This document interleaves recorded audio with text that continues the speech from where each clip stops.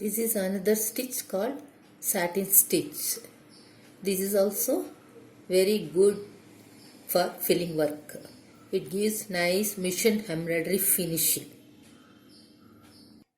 If you go through this script, you can learn easily. For outer line, you can use split stitch or stem stitch or chain stitch also.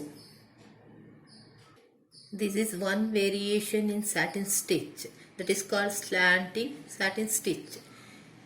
If you follow the procedure by doing in a cross position, that is called slanting satin stitch.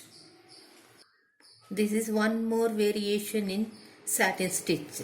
After doing normal satin stitch, by using back stitch, stitch it in the center. It will give some different effect. This is also another variation in satin stitch, that is called padded satin stitch. After using normal satin stitch, by using different color of thread, you can do cross lines, that is called padded satin stitch. In this creation, I used normal satin stitch filling. See how nicely it come out, just like a machine embroidery. Nobody knows you have did it in hand. That is the great thing in this stitch. In this border for triangles, red color, I used normal satin stitch filling. For outer line, stem stitch, I used it. For this type of minute work also, you can use this stitch. It gives elegant look. In this creation, I used herringbone stitch, lazy daisy stitch, stem stitch for outer line. For the center portion of this petal, I used padded satin stitch. After finishing that satin stitch, I used the same color to give padded effect.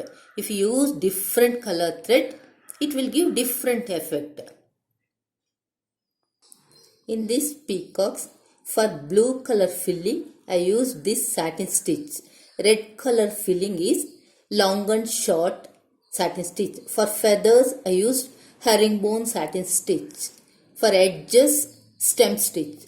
Like this, with the basic stitches, you can do beautiful creations. No need to go for complicated stitches.